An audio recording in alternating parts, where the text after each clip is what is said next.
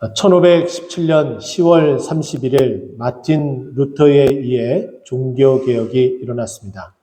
비터메르크 성당 그 문 앞에 95개조 방반문을 내걸면서 시작이 되었죠. 사실은 루터가 종교개혁을 하고자 하는 원대한 꿈과 계획을 가지고 움직인 것은 아니었습니다. 그저 부당하게 말씀이 말씀대로 해석되어지지 않고 온전히 말씀이 해석되어지고 또 말씀이 선포되어지며 그 구원에 대한 그 은혜가 펼쳐지기를 소망하는 마음에 온당치 못한 99개의 조항을 하나하나 써내려가면서 그 이야기가 시작이 됩니다. 하지만 그것을 통하여서 마틴 루터는 죽임을 당할 뻔한 그 위협이 얼마나 많이 그에게 찾아왔는지 모릅니다. 하지만 굴하지 않았습니다. 왜냐하면 하나님의 말씀이 온전히 서야 됐기 때문이죠. 그것은 1500년이 지난 지금에도 여전히 유효하다라고 저는 생각이 되어집니다. 온전히 하나님의 말씀이 왜곡되어지지 않고 온전히 펼쳐져야지만이 우리가 그 말씀으로, 그 은혜로 살아갈 수 있기 때문이죠. 오늘은 종교개혁 주일입니다. 오늘 이 종교개혁 주일을 통하여서 우리에게 주시는 하나님께서 어떻게 우리에게 큰 은혜를 주시는지, 또 우리 예수님께서는 이 땅에 오셔서 어떠한 개혁과 어떠한 마음으로 사람들을 일으키고 세웠는지에 대해서 여러분과 함께 말씀을 살펴보고자 합니다. 저는 지난 2주간 동안 여러분과 함께 여러분들에게 가장 필요한 것이 무엇인가 곰곰이 생각해보고 기도하면서 말씀을 전했습니다. 여러분들에게 가장 필요한 것은 하나님의 은혜요, 하나님의 복임은 분명합니다. 여러분들이 하나님의 그 은혜와 복을 받는다면 세상 어느 것이 두렵고 세상 어느 것이 무섭겠습니까? 힘들고 어렵더라도 견딜 수 있는 힘이 생길 것이며, 그리고 그 힘든 가운데서도 앞으로에 펼쳐질, 장차 우리에게 펼쳐질 그 은혜와 그 복을 생각한다면 우리는 견뎌낼 수 있고 또 이겨낼 수 있으리라 여겨졌기 때문에 복에 대해서 말씀을 나눴고, 또 여러분과 동행하시고 여러분을 찾아오시는 예수님에 대해서 말씀을 나눴습니다. 오늘은 그 세 번째 시리즈로 여러분들이 우리 주님께서 여러분들을 찾아오셨고 여러분들과 함께 어떠한 말씀을 나누고자 하는지 이 마태복음 5장 이 8복 가운데에 앞에 4가지 복을 통하여 여러분과 함께 그 은혜를 나누고자 합니다. 오늘 본문 말씀 1절을 보게 되면은 예수께서 무리를 보시고 산에 올라가 앉으시니 제자들이 나온지라라고 말씀하고 있습니다. 마태복음 5장 1절은 산에 올라갔다라고 이야기를 하고, 그리고 마태복음 8장 1절 말씀 보게 되면은 예수께서 산에서 내려오시니라고 언급을 합니다. 그래서 산상수훈에 대한 전체적인 내용을 마태복음 5장에서 7장까지 전체 내용을 산상수훈, 예수님께서 산에서 말씀하신 설교라고 표현을 하기도 합니다.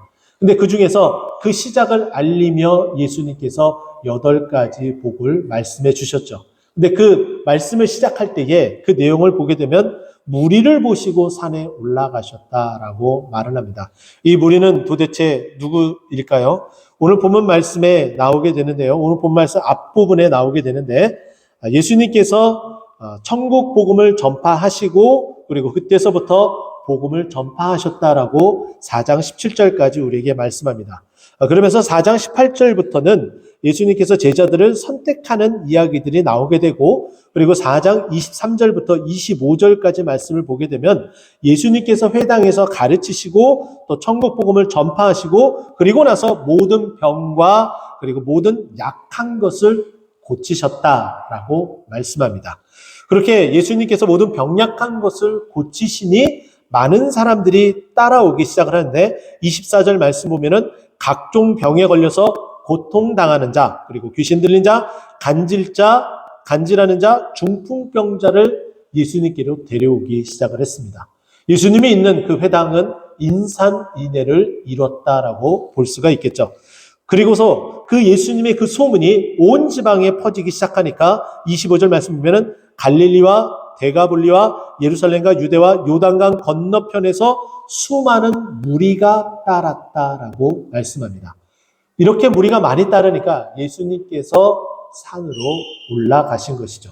여기서 말하는 이 산, 예수님이 팔복을 처음에 시작한 이 내용이 있는 이 부분들은 우리는 이렇게 보면 되는데요. 헬라어 원어 성경을 보게 되면은 토오로스라는 표현을 그 산이라는 표현으로서 산에 올라가는 그 산이 어떠한 산인지 우리에게 이야기를 합니다.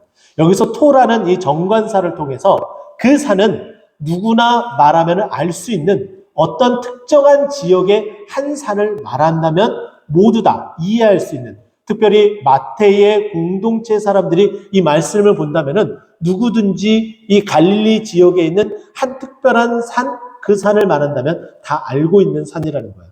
그곳에 또한 많은 무리들이 따랐기 때문에 그곳에 가서 직접 말씀을 들었었던 그 무리들도 그 산이라고 표현하면 다 알고 있다라는 거죠.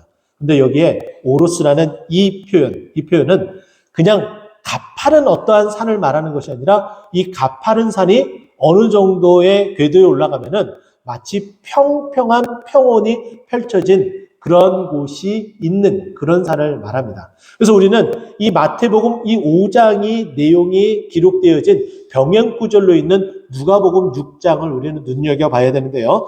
누가복음 6장 12절 말씀 보게 되면은 예수께서 기도하러 산에 올라가셨다라고 이야기를 하고, 또 연이어서 17절 말씀 보면은 예수께서 그들과 함께 내려오사 평지에 서시니라고 말씀합니다.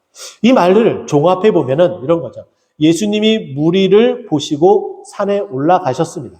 올라가신 그 무리들과 함께 산에서 어느 정도 내려왔는데 그 내려온 그 지점이 어디라는 거예요? 물론 산 안에 있지만은 평지와 같은 누구나 앉아서 편히 쉴 수 있는 그런 곳이었다라는 거예요. 그렇기 때문에 가파름이 좀 덜했기 때문에 예수님도 앉아 있을 수 있었다라는 거죠. 그래서 예수님께서 그 무리를 보시고 산에 올라가 앉았다라는 것은 우리가 생각할 때의 산으로 올라가는 그런 가파름이 아니었기 때문에 충분히 앉아 있을 수 있었고, 또 그 가운데에 제자들이 나왔기 때문에 예수님이 그 제자들 앞으로 나가서 앉은 모습을 우리에게 소개를 해줍니다. 또 한 가지 여기에 또 특별한 것은 예수님께서 앉으셨다라는 이 표현이 프로셀코마이라는 헬라어 동사를 사용하고 있습니다. 근데 이 프로스라는 이 말은 전치사로서 누구와 가까이, 그로부터 가까이 가는 어떤 그런 의미가 있고, 그 다음에 그 뒤에서 에르코마이라는 이 동사는 어떤 행위를 나타내는 동사입니다. 그러니까 그들에게 점점점 가까이, 매우 친숙하게, 매우 가까운 곳에 이르도록 예수님께서 앉으셨다라는 거예요. 이것을 미루어 보건대 예수님이 이 말씀, 팔복을 시작하면서 예수님이 설교한 이 내용을 보게 되면은 특별히 그 대상자가 첫 번째는 제자였음을 알 수가 있고요. 그리고 부차적으로 제자는 아니지만은 예수님께 치료함을 받은 무리들, 그리고 뿐만 아니라 자신이 지금 중한 질병 가운데 있기 때문에 또한 치료를 받고 싶은 그런 간절함이 있는, 예수님을 믿기보다는 치료함이 먼저 우선이 되는 아직 믿음에 이르지 않는 그런 자들에게 하기 위함이었다라는 거예요. 예수님이 말씀하시면은 모두 다 듣기 때문에 당연히 그 무리에게도 해당이 된다라고 볼 수가 있겠죠. 교회는 다양한 사람들이 모입니다. 온전히 그 믿음에 이른 사람도 있고 아직 그 믿음이 이르지 못한 분들도 계십니다. 로마서 10장 17절 말씀 보게 되면은 믿음은 들음에서 나며 들음은 그리스도의 말씀으로 말미암느니라 라고 이야기를 해요. 계속 이 자리에 나오셔서 나는 아직 믿음이 없는데, 나는 아직 믿음이 연약한데, 그런 분들은 계속해서 빠짐없이 예배에 나와서 이 말씀을 들으시기 바랍니다. 그 말씀을, 예수 그리스도의 그 말씀을 들어야지만이 믿음이 생기는 거예요. 그 믿음은 내가 인위적으로 내가 믿어야 되겠다 해서 그 믿음이 생기는 것이 아니라 하나님께서 우리에게 전적으로 주시는 그 은혜의 선물인데, 그 은혜의 선물을 자꾸 들어야지만이 하나님께서 우리 마음 가운데 그 말씀이 믿게 되어지는 그 은혜를 허락해 주신다라는 거예요. 그러면 오늘 이 자리에는 동일하게 오늘 이 말씀의 이 환경 가운데 있는 예수님을 믿고 따르는 제자들도 있을 터이고, 아직 그 믿음에 이르지 못한 아직 믿음이 연약한 분들도 계실 터인데, 오늘 이 말씀을 통해서 제자와 그 무리가 이 말씀을 듣고 은혜 받는 자리에 나아갔던 것처럼, 그리고 그 말씀이 자신의 말씀이 되었던 것처럼 여기에 앉아 계시는 믿음이 온전하여 제자의 삶을 살아가는 여러분과 아직 그 자리에 이르지 못한 믿음이 연약한 분들에게 모두 다 그 은혜가 차고 넘쳐지기를 예수 그리스도의 이름으로 축원드립니다. 예수님께서 이제 입을 열어서 그들에게 가르쳐 주시기 시작을 합니다. 근데 여기에 이제 헬라어 동사를 보게 되면은 예수님이 가르치셨다라는 이 헬라어 동사의 시제를 보게 되면은 미완료예요. 미완료라는 것은 뭐냐면은 여기서 말씀을 가르치고 그것이 끝나는 것이 아니라 지속적으로 가르치고 계신다라는 거예요. 예수님은 승천하시기까지 또 가르치셨고 승천하신 후에 하나님 보좌 우편에 앉아 계신 것을 우리가 믿는다고 사도신경으로 고백을 합니다. 여러분 믿으시죠? 예수님께서 부활하셔서 하나님 보좌 우편에 계신다는 걸 우리가 믿는다고 고백을 하잖아요. 근데 그분은 그곳에서 성령님을 통해서 여전히 우리에게 가르치시는 하나님이신 것을 믿으시기 바랍니다. 오늘 우리에게 무엇라고 말씀하시며 가르치시는 거예요? 내가 오늘 너희들에게 우리가 받아야 할 복이 무엇인지 내가 오늘 너희들에게 가르쳐 주겠다라고 말씀하고 계시는 거예요. 할렐루야! 우리가 받아야 될 복이 무엇인가요? 첫 번째는 천국이 우리 것이다 라는 것. 그것에 대한 복을 우리에게 말씀해 주고 있어요. 3절 말씀 보게 되면은 심령이 가난한 자는 복이 있나니 천국이 그들의 것이며 라고 말씀합니다. 이 말씀을 듣는 무리가 누구라고 그랬어요? 무리들, 병든 자들, 고침을 받은 자들, 또 고침을 받기 원하는 자들, 또 뿐만 아니라 가장 예수님이 가까이 근거리에 앉아있는 제자들까지 포함한다라고 말씀을 드렸어요. 자, 그런데 여기 보게 되면은 그냥 가난한 것이 아니라 심령이 가난하다라는 거예요. 자, 이 말들을 우리가 보게 되면 우리는 먼저 제자들에게 하는 말씀이기 때문에 이 제자가 무엇인지 먼저 우리가 좀 인식을 좀 해야 되는데 예수님께서 제자에 대한 말씀을 몇 가지 하셨습니다. 그것을 먼저 말씀드리자면 이렇습니다. 마태복음 16장 24절 말씀 보게 되면은 예수께서 제자들에게 이르시되 누구든지 나를 따라오려거든 이라고 말씀하세요. 그러면서 자기를 부인하고 자기 십자가를 지고 나를 따를 것이니라라고 이야기를 해요. 예수님의 제자는 자기를 부인하고 자기 십자가를 지고 따라가는 자가 예수님의 제자라는 거예요. 후안 카를로스 오티즈라는 아르헨티나 출신의 목회자께서 제자입니까? 라는 책을 집필하셨습니다. 매우 유명한 책이죠. 제자훈련을 할 때에 반드시 읽어야 할 필독서이기도 합니다. 거기에 보게 되면은 제자의 삶이 오늘 이 말씀과 연관시켜서 어떻게 표현하는지 여러분 들어보시면 아마 이렇습니다. 예수 위주의 삶을 살아가는 자가 바로 제자라고 이야기를 합니다. 예수 위주의 삶을 살아가는 자라는 거예요. 자, 그런데요, 이는 자신의 삶을 살지만 자신이 자신의 삶을 살고 있지만 자신이 그 안에 없는 상태를 말합니다. 그럼 자신이 없다면 누가 있다라는 거예요? 그 안에 내가 아니라 누가 있다라는 거예요? 예수님이 있다라는 거예요. 이것이 자기를 부인하고 자기 십자가를 지고, 그러니까 예수님이 내 안에서 역사하며 예수님이 살아가는 삶, 예수님으로서의 삶을 살아가는 삶, 그 삶을 말한다라는 거죠. 그러면서 자신이 그 안에 없다는 말은 내 안에 내가 철저히 무너지고 예수 그리스도가 쓰는 그런 삶을 말한다라는 거예요. 그러니 마태복음 16장 24절에 있는 말씀처럼 자기를 부인하고 자기 십자가를 지는 예수님을 닮아가는, 예수님을 드러내는 삶을 말한다라고 여겨질 수 있겠죠.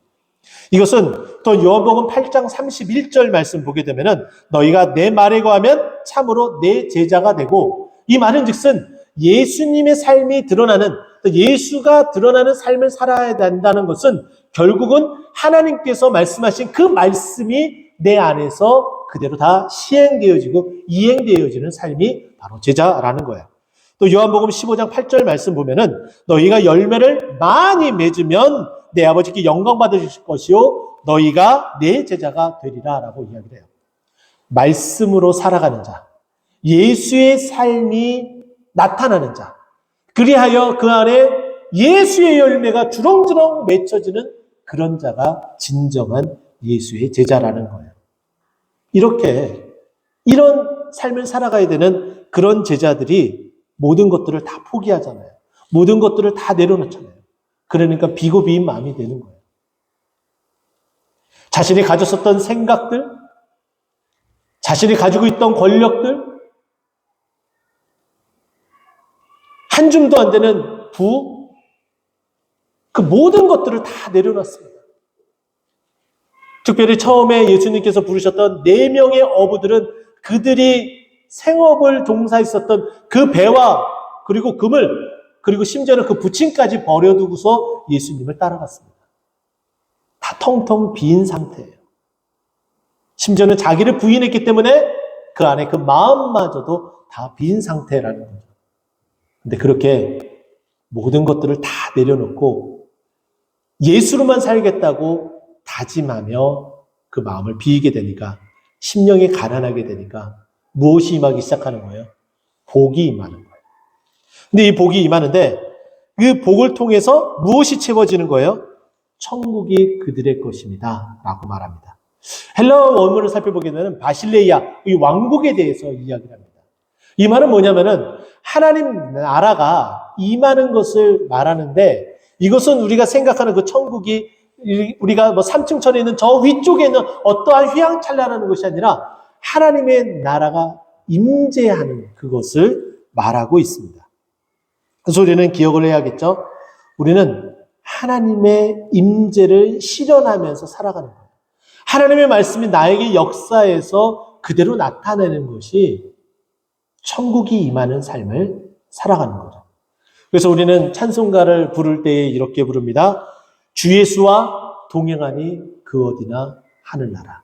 할렐루야. 주님과 동행하고 주님의 그 말씀이 내 안에 역사하여 열매를 맺어가니 내가 제자가 되고, 제자에게 말씀하신 심령이 가난한 자는 복이 있나니 천국이 저희 것이며 하나님 나라가 그들 마음 가운데 임재하고 주님과 동행하며 평안한 가운데 살아갈 수 있는 것, 그 복이 우리 것이 된다는 거예요. 내가 가진 것이 없어도, 내가 질병이 있어도, 내 삶이 너무나 구렁텅이까지 내려간다 할지라도 내 맘 가운데 실현되어지는 그 하나님의 나라, 그 나라로부터 다시 일어설 수 있는 그 은혜와 그 능력, 그것을 우리에게 허락해 주신다라는 것이죠. 두 번째는 4절 말씀 보면 그것이 나타나는데요. 애통하는 자는 복이 있다라고 표현을 합니다. 이 애통하다라는 이 헬라어 원어의 뜻을 살펴보게 되면 매우 슬퍼하는 극심한 상태를 말합니다. 그럼 매우 통에 자복하는 상태를 말한다는 거죠. 이 말을 들을 당시에 이 무리들과 이 제자들은 그럴 만도 했습니다. 왜냐하면 나라를 잃은 슬픔 가운데 있었고, 로마의 압제와 그 횡포는 이루 말로 형용할 수 없을 지경이었습니다. 그래서 그들에게 바치는 그 세금이 너무나 가중했기 때문에 세리들을 너무나 증오했고 미워했습니다. 그런데 그 세리 가운데에 마태를 제자로 삼으시고, 또 심지어는 그 세리장 가운데에 삭개오에게 찾아가셔서 복음을 증거하시고 그를 믿음의 사람으로 쓰기까지 하신 분이 바로 우리 예수님이셨습니다. 근데 그와 같은 상황 가운데에 있는 이들, 얼마나 그 마음이 정말 화가 났겠습니까? 일지스를 살아온 우리 대한민국의 우리 선조들은 얼마나 그 마음이 원통하고 애통했겠습니까? 나라를 잃는 그 슬픔과 그 서름, 동일하게 여겨졌겠죠. 그러니까 당연히 애통하는 자가 될 수밖에 없었습니다.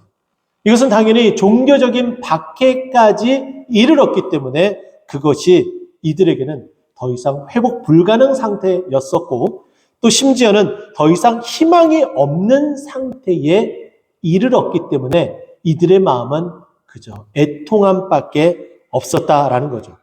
그런데 그들에게 이제는 그 비토하는 그 심령을 다 쏟아놓고 다 내려놓고 눈물로써 모든 것들을 다 내려놓으니까 이제 우리 주님께서 그런 자들에게, 그런 애통하는 자들에게 복을 허락해 주시는데 어떠한 복을 주십니까? 위로를 해 주신대요. 이런 경험 많이 하셨죠? 여러분 힘들어서 눈물을 흘릴 때에 사랑하는 가족이 먼저 저 세상을 떠나고 그 힘들고 어려울 때에 남몰래 눈물을 훔칠 때에 그 눈물 닦아주신 그 손이 내 손이 아니라 우리 주님, 나를 위해 십자가 못 박혀 돌아가신 그 십자가 못 박히신 그 손이 그 눈물을 닦아주셨던 그 경험 다 하셨죠? 그 위로를 우리 주님께서 해주신다라는 거예요. 저도 그런 경험을 한 적이 있습니다. 20대 초반에 하나님께서 정말 큰 은혜를 주시면서 내가 이렇게 살아가는 것이 맞는가라는 생각이 들 정도로, 그리고 너무나 힘들고 어려웠기에 그만 이 삶을 접는 것이 나에게는 정말 마땅한 삶이 아닐까라는 생각까지 들었습니다. 그때 경배와 찬양 전하세 예수 6집 찬양집을 보게 되면은 거기에 예수의 이름으로 일어서리라 라는 찬양이 있습니다. 저는 그 찬양을 매일같이 잘 때마다 들으면서 잤어요.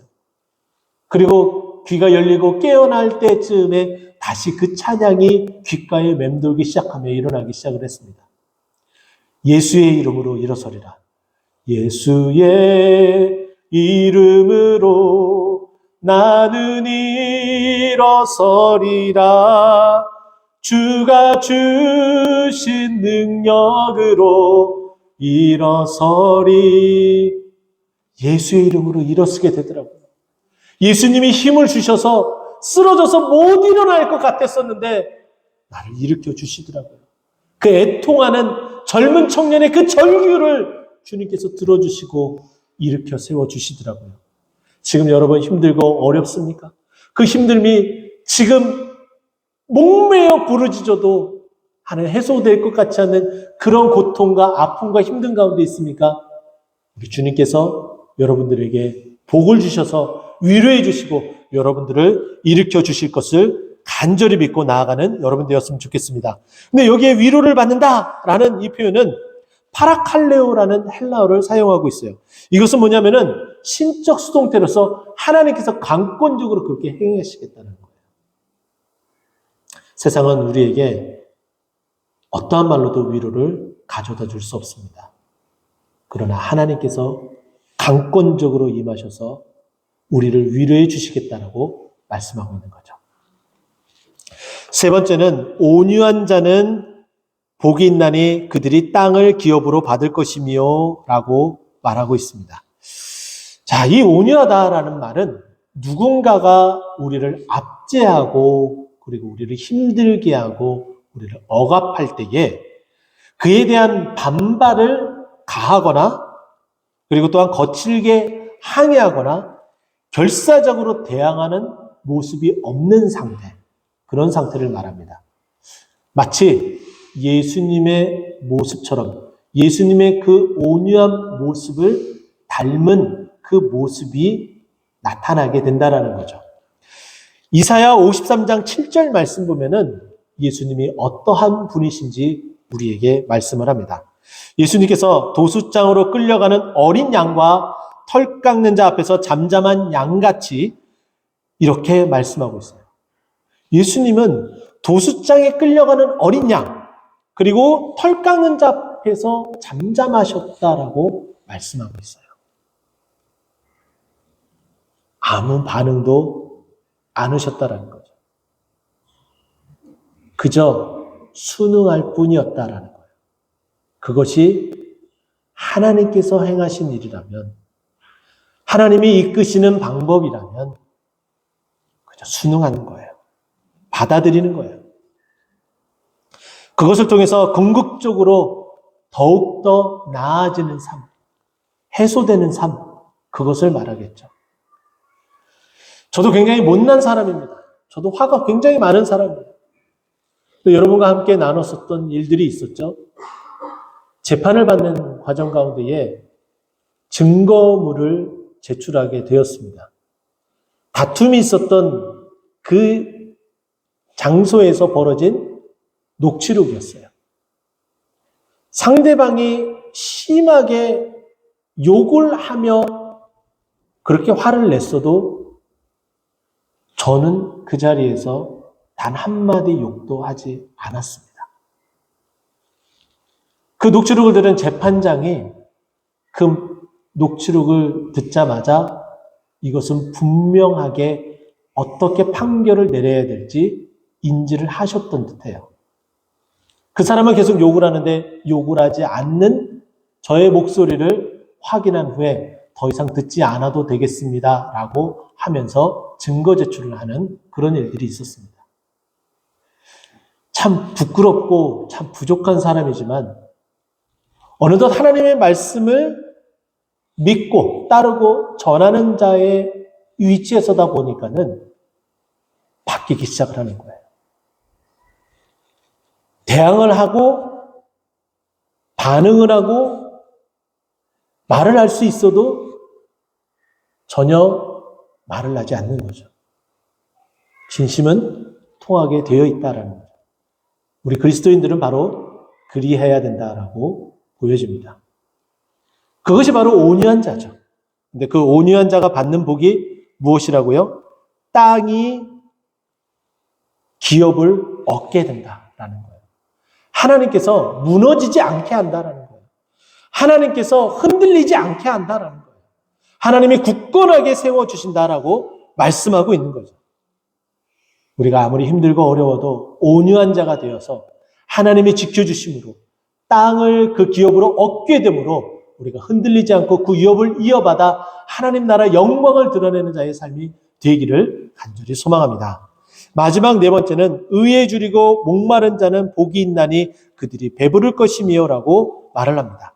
여기서 의다라는 것은 옳음, 그름, 이것을 분별하는 그 기준, 옳음에 대해서 말하고 있습니다.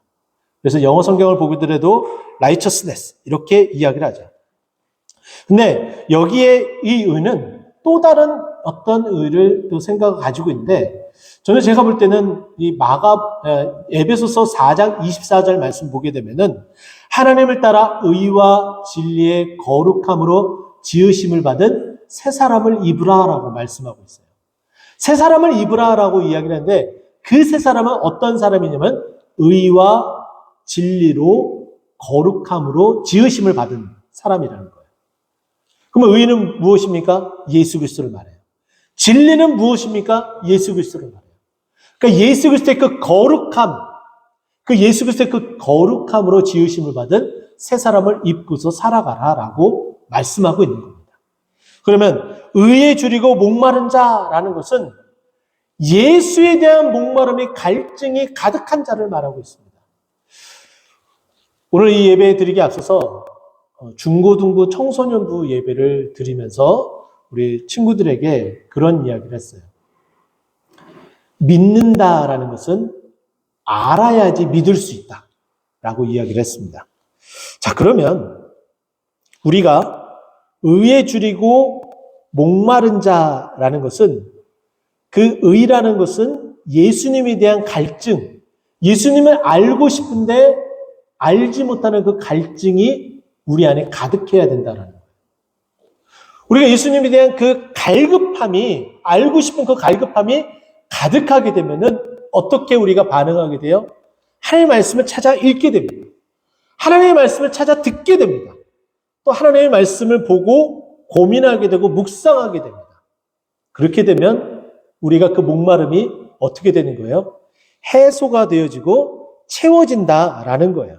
그래서 우리 안에 그리스도의 의가 하나님의 말씀으로 영적인 충만함에 이르러서 우리가 배부르게 될 것이다라고 말씀하고 있는 거예요.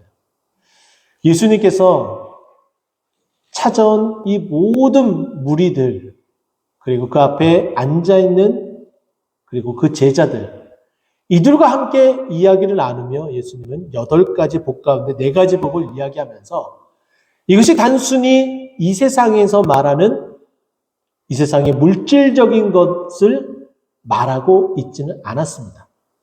그것 포함되어진 영적인 것을 계속해서 말씀하며 복음을 전파하고 계셨다라는 거예요. 그러면 교회에 다니는 이 믿는 자들은 과연 어떠한 모습 가운데 있어야 될까요? 우리가 바라는 복은 과연 어떠한 복이어야 될까요? 우리가 마태복음 6장 33절에도 말씀하고 있는 것처럼 너희는 먼저 그의 나라와 그의 의를 구하라 라고 말씀합니다. 그리고 오늘 본문 6절에 나와 있는 것처럼 의에 줄이고 목마른 자, 이것은 예수 그리스도에 대한 목마름, 영적인 목마름인데 그 목마름, 이 영적인 목마름이 우리 안에 있다면 우리가 간절하게 바라고 원한다면 우리가 더욱더 주님 앞에 가까이 나가고 주님의 말씀을 헤아려 보아야 되는 것이 지극히 정상이다라는 거예요. 근데 그렇게 하게 되면 하나님께서 우리에게 그 영적인 체험을 우리에게 먼저 주시고, 그리고 나서 오늘 이 본문 말씀에 나타나 있는 이 모든 것, 천국, 그리고 위로함, 그리고 땅을 기업으로 얻는 이 모든 복까지도 우리가 누릴 수 있다라고 말씀하고 있습니다. 이제 말씀을 마무리하도록 하겠습니다. 우리가 누려야 될 이 복, 우리가 복을 받아야 되는데 그 복은 오늘 본문이 이야기하는 것처럼 천국이 우리들의 것이고, 또한 위로를 받게 되며, 그리고 땅을 기업으로 얻게 되고, 그리고 우리가 배부르게 될 것이다라고 이야기를 합니다. 그런데 우리가 그 전제 조건인 심령이 가난하고 애통하고 그리고 온유하고 의에 줄이고 목마른 자가 되지 않으면 결단코 이와 같은 복을 누릴 수가 없습니다. 우리가 이 복을 누리기에 더욱더 주님과 가까이, 더욱더 주님을 닮은 모습, 그리고 더욱더 주님을 갈망하는 자가 되어 이 복을 모두 누리고 또 누리는 우리 모두가 되기를 간절히 축원드립니다. 기도하겠습니다.